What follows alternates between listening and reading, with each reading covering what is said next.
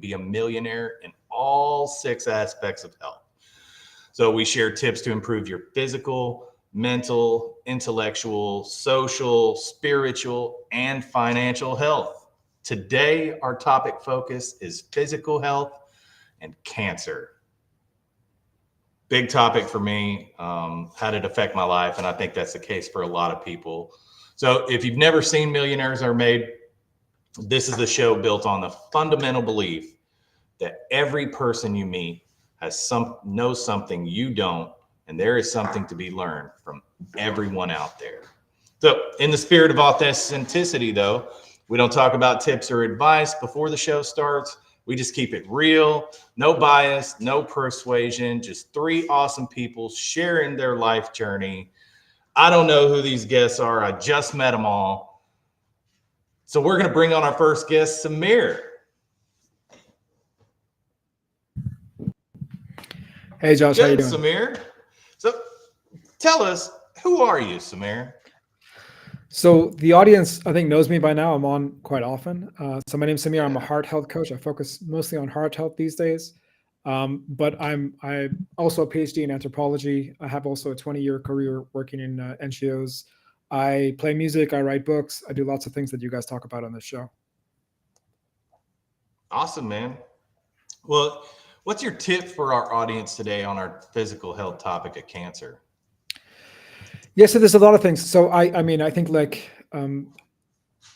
what we'll talk about in this show is that cancer is on the rise in the U.S. and around the world. It's the number 2 killer. It might overtake heart disease as the number 1 killer sometime in the next decade. So it's very important. All of us have cancer stories. Myself, I've lost 2. I lost my best friend to cancer. I lost another good friend and work colleague to cancer a few years before that. She was very young, so that was particularly traumatizing for everyone around her. And then I've lost an uncle and an aunt to cancer. They were a bit older, so maybe less traumatic, but still pretty bad, right? And it caused me to look into some of the research around cancer. And what I found out, among other things, first of all, cancer is not just one disease. There's many, many, many different diseases. But most cancers, in fact, according to some scientists, all cancers share certain properties. And one of those properties is that they can only derive fuel from a couple of sources.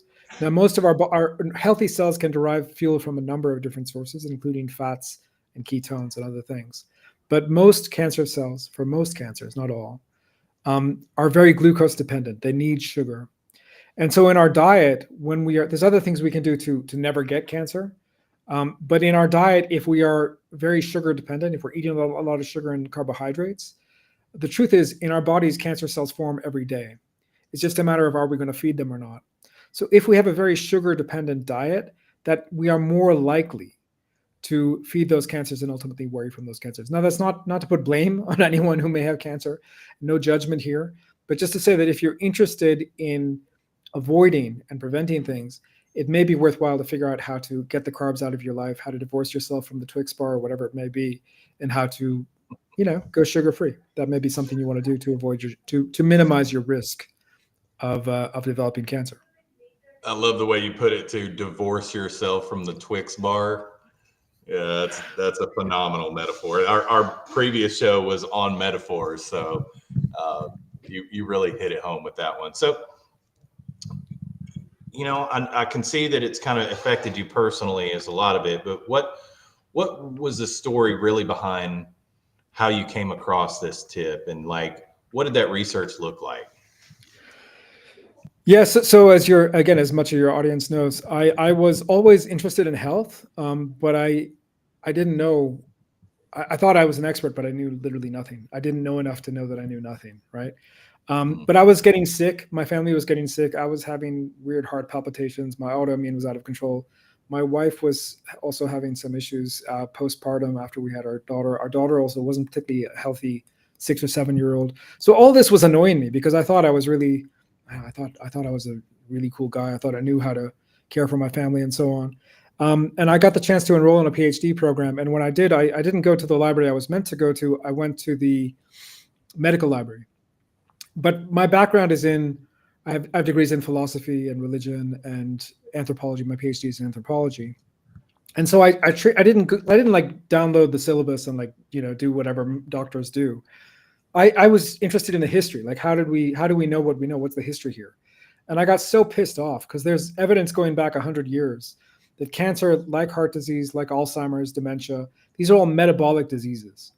And we have known how to not cure, but how to ameliorate, how to improve symptoms related to metabolic disease for 100 years or more. Yeah. So it was extremely just infuriating for me. I got so angry. You with me? So then I said, then I fixed myself. I fixed my own health problems maybe within 6 weeks. Like, it didn't take a lot of work. It's pretty easy. Wow. And then I got so pissed off because I was like looking around. Everyone around me everyone's overweight. There's people who have stories of cancer in their life. So, and I would give them advice. You know, when you first learn something new, you're like telling everyone, you're mouthing off. You're telling everyone what you think they should do. And people are like, "Who the fuck are you? Why should we listen to what you have to say?" And so I went and I got a certification. I got a health and nutrition certification. But of course, it's not just certification is not enough. Like, you need to actually, I guess what you learn in coaching particularly is that when I'm talking about divorcing yourself from the Twix bar or whatever it is, that's a behavior change. And behavior change is not easy. We have addictions, we have sugar addictions, we have carb addictions that serve a purpose. It's very easy for a person who's not addicted to just point fingers at the addict, right? But that's not what's going on. The addiction serves a purpose. There's some emotional trauma, there's something going on in that person's life that they need the addiction. You with me? So you can't just take it away. You gotta help them through, okay, how are you going to cope?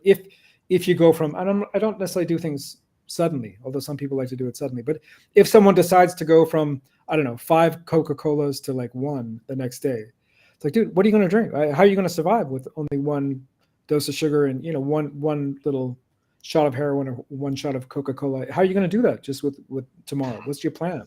What's your survival strategy here? Talk to me about it. Because I tell you, it's not going to be easy. It's not going to be easy, and you need to be prepared for that. What are you going to do when the kids are yelling and you're annoyed and the dog has pooped on the carpet? What are you going to do to get over that doesn't involve a Coca-Cola? Tell me now. Like, let's make a plan. I can help you come up with a plan, but the best plan is the one that you come up with yourself and you agree that you're going to adhere to yourself. Does that make sense? Yeah, no, absolutely. I'm fascinated with that and definitely want to hear more about it. I want to, get the tips and stuff from our other guests though. So Samir, we'll bring you back on here in just a second. Thank you so much. Thank you. Our next guest is Tanya. Tanya's about to cry. Tanya, welcome back to the show. Thank you, Josh. I love being here. This community that you and Austin are building is amazing. Yeah, thanks. So for those of us who haven't seen, or those of our audience who haven't seen an episode with you on it, can you kind of tell us, like, who are you? My name is Tanya Balarjan, and next month I'll be celebrating 18 years cancer-free. I was diagnosed with a marsosarcoma of the uterus and was given a 5% chance of survival. And I told my doctor, my oncologist, I said, no, thank you. Don't speak that over my life. No expiration dates. We're not doing that. There you go. No expiration dates. So you've obviously got some firsthand experience here. What's your tip for our audience in regards to their physical health and cancer then? Your body is always talking to you. Be smart enough to listen to it when it's telling you that something has changed. Your body does. It talks to you, and the more you listen to it, the more it will speak up. A lot of cancer symptoms are very subtle. Very subtle. For me, there were no markers in my blood. And they did a whole bunch of testing, but they were not able to find my cancer until they did a D&C. And I don't know if you all know what that is, but it's the procedure where they scrape out the uterus. And that was the only way they were able to find the cancer cells. And when I had my hysterectomy, they removed over 10 pounds of cancer. Because I was smart enough to listen to my body, the subtle changes that were going on, I pushed and continued to go and ask my gynecologist to keep going, even though there was no evidence of anything wrong with my body. So it is super important to build a relationship with your body and listen to it when it talks to you.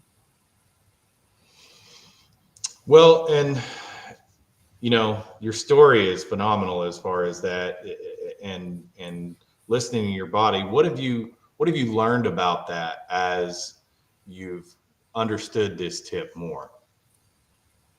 Early detection saves lives. I mean, that's scientifically proven, and a lot of people know something's wrong and just choose to ignore it because they're afraid of doctors, they're afraid of dying in a hospital, they're afraid of procedures that they don't understand, when there are simple procedures that can help diagnose, and the earlier you catch it, the better your chances are, right? Like, so it's not just about you, it's also about people that love you.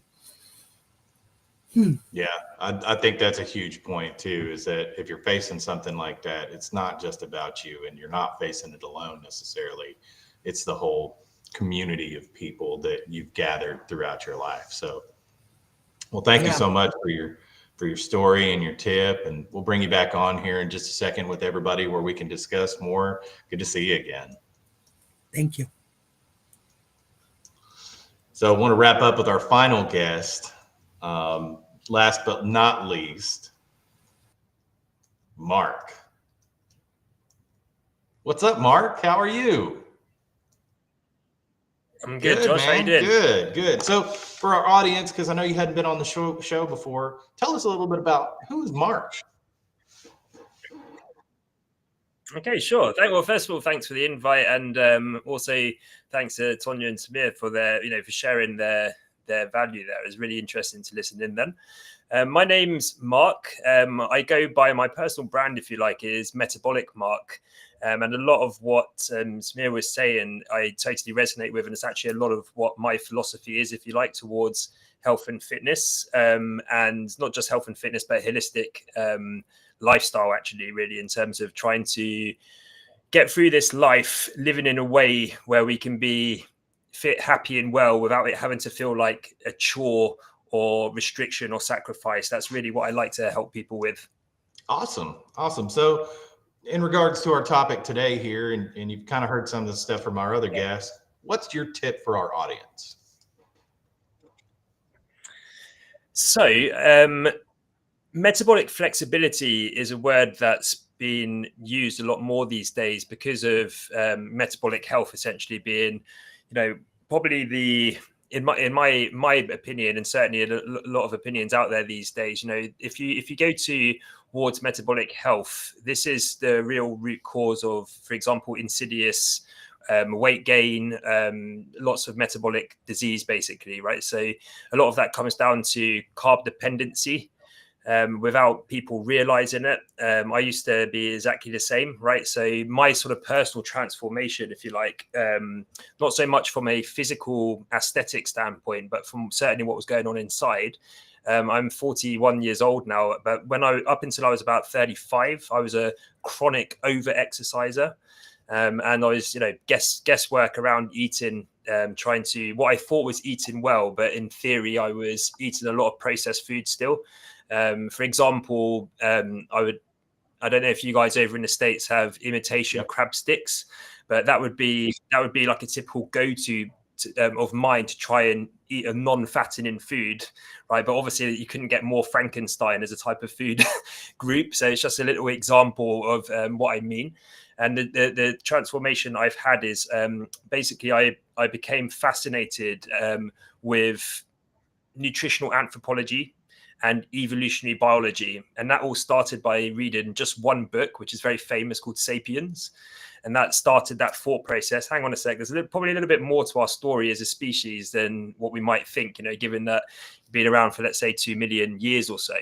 And that sort of snowballed into me reading a lot more, discovering more about the agricultural revolution that happened 10,000 years ago.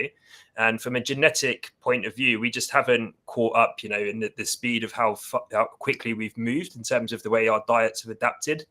And now with the digital age and the hyperconnectivity that we live in today, there's a big mismatch going on, right, in terms of what what basically our genetic expectations are and what we're actually doing. So obviously with the subject of today, it goes without saying that if we can sort of take the clues from our most optimal past, doesn't mean that we have to run around in animal skins, of course, but just sort of look at the way we used to eat, look at not just the foods that we would have eaten, but also food patterns, how our body is supposed to really deal with food scarcity, as an example, right? Rather than the sort of traditional wake up and have breakfast, lunch and dinner and snacks in between. Once we can start to sort of like just nitpick and get a little bit more granular with that and then apply it into our kind of like modern world, then health will just sort of almost instantly get better. And I went through that myself, right? So I had pneumonia once in my early 30s, purely based on how much I was training. So I got, a very common cold or chest infection, which developed into bronchitis, which then developed into pneumonia, purely because I was, overtraining really. And my immune system was just so suppressed, I guess, to be able to battle back. And there's so many people that will be in a similar situation. So people that are well-intentioned, trying to do the right thing through exercise and eating well, but actually getting the wrong advice and applying themselves almost too much to actually get what they're seeking. Yeah, well, that's a wealth of information there. It seems like you kind of came across that from personal experience, but how else did that kind of story and opinion and tip form?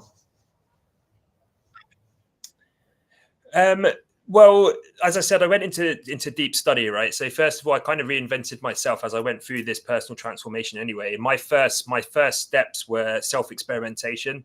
I can remember the very first one being doing a 5-day gluten-free experiment as an example, right? Just one example. And then I was so sort of amazed at the instant results, if you like, sort of digestive system feeling a lot better, even, minor skin annoyances improving, things like that. I was like, okay, wow, this is worth sort of like exploring even more. And I started going into more experiments. But I also went back to school and I became a certified master primal health coach and nutritionist. So that study of nutritional anthropology, like I said, and also not just from a nutritional point of view and lifestyle point of view, but also from an exercise point of view. So really sort of shining light onto what I call black hole cardio training, which is this kind of it's very conventional, let's say a typical spin class or going onto an elliptical cardio machine and doing this kind of like steady state huff and puff cardio. Which again is actually depleting and putting the body in a state where it's not actually burning fat, if you like, and it only promotes a bigger appetite. And our body is probably more designed to do short explosive bursts from time to time, maybe like a sprint, and then lots of low intensity but frequent movement, right? So again, it's just sort of I got fascinated by that. I went and to myself. I became for an elite organization which charge high ticket prices. They're called Ultimate Performance. So I earned my stripes as a coach. However, the philosophy of the personal training was putting people in, a calorie deficit, quite an aggressive calorie deficit, which sort of countered my whole philosophy. So I kind of earned my coaching experience, if you like, but then went by myself. And now I help people, as I said, sort of blending everything together to streamline everything. And actually it promotes enjoyment and pleasure.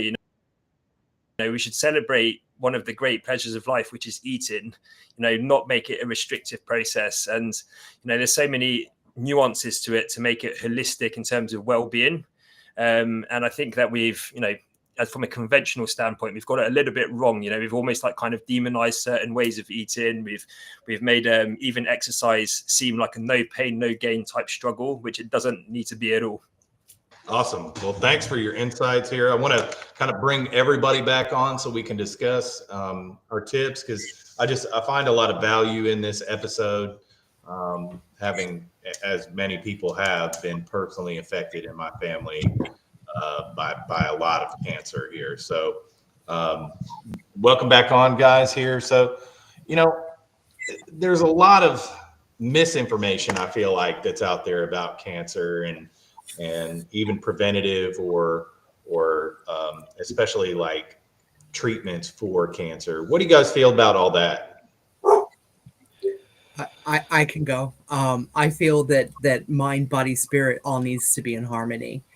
the one thing that I did every day was to actively decide to live every day. And I did that by visualizing putting on Wonder Woman's underwear, because for me, Wonder Woman doesn't die.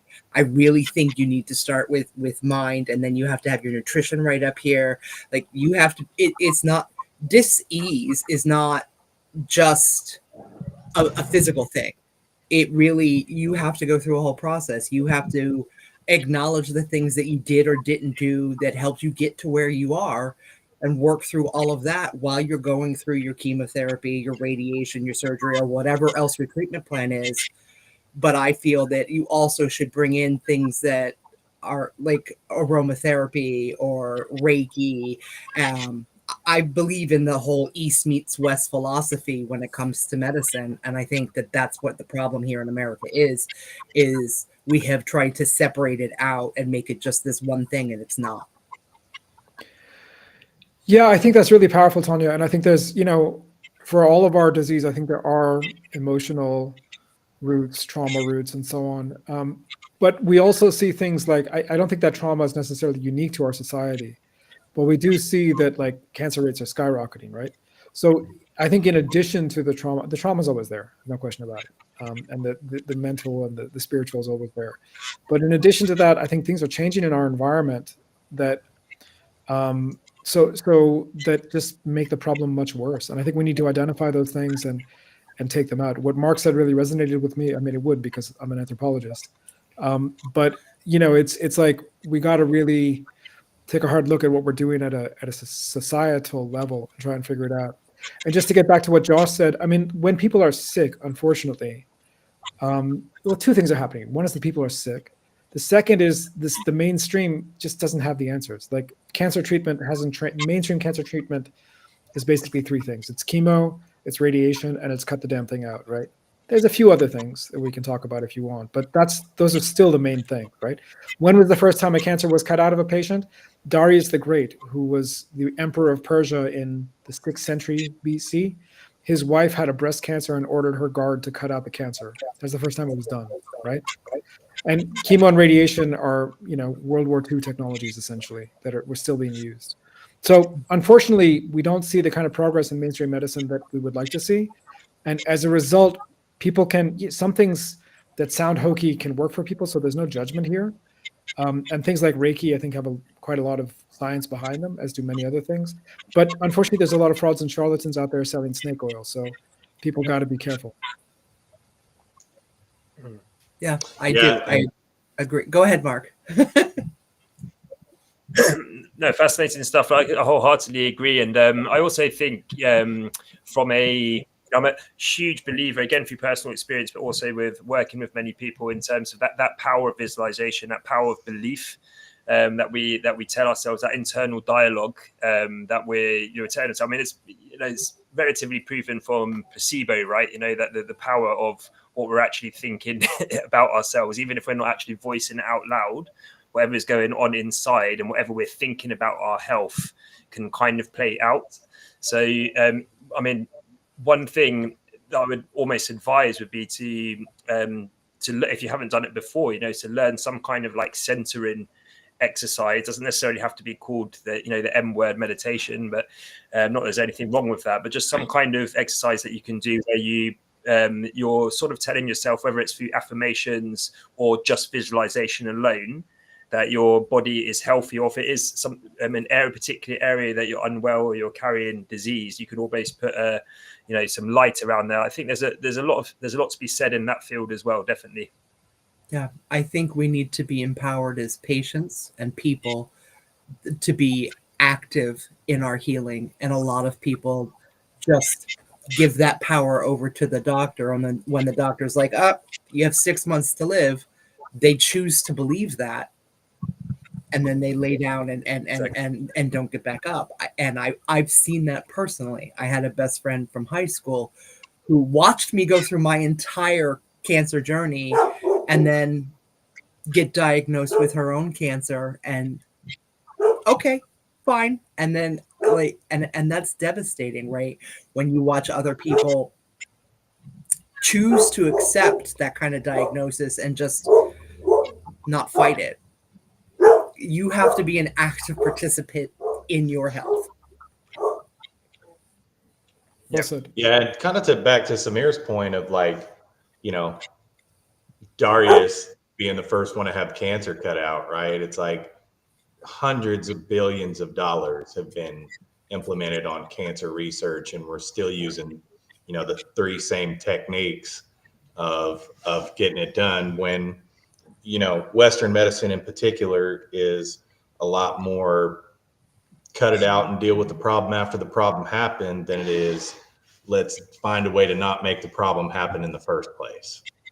And you know, even some of the stuff you guys are talking about with like positive affirmation and meditation and you know, visualization and all these things, I feel like are a part of that concoction that is that preventative medicine that is more Eastern than Western as we talk about it, right? Holistic wellness blueprint. And For sure. each of us has to create our own. We have to decide what we want to add to that and what we don't want to add to that. Allopathic medicine absolutely has its place. It's required, but there should be a little bit more woo in everybody's life, to where they accept the woo, right? Like, because if you don't buy into the treatment plan, it's not going to work for you. You have to be fully invested in your treatment plan. When I told my oncologist that we were also going to do Reiki and grounding and meditation and aromatherapy, he kind of rolled his eyes at me. He's like, as long as you don't put it in your mouth, I don't care. You know, but for me, it was important that my oncologist knew what else I was doing to support myself. And then I went and did all of those things in addition to the beautiful treatment plan, which was the trio. I got all three of them. Yeah, fantastic stuff, Tanya. So I'd like to, if you don't mind, I'd like to refer folks to an interview that I did, a podcast that I did on my channel with a guy called Andrew Scarborough, who got diagnosed with a very rare form of brain cancer in his 20s. I won't remember his exact age, but he was in his 20s.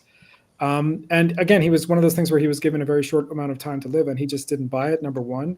Number two, he was given option. I think chemo wasn't, or radiation wasn't really an option for him because it was such a rare cancer. They didn't know how to treat it, and the placement was such that neither chemo nor radiation was a very good option.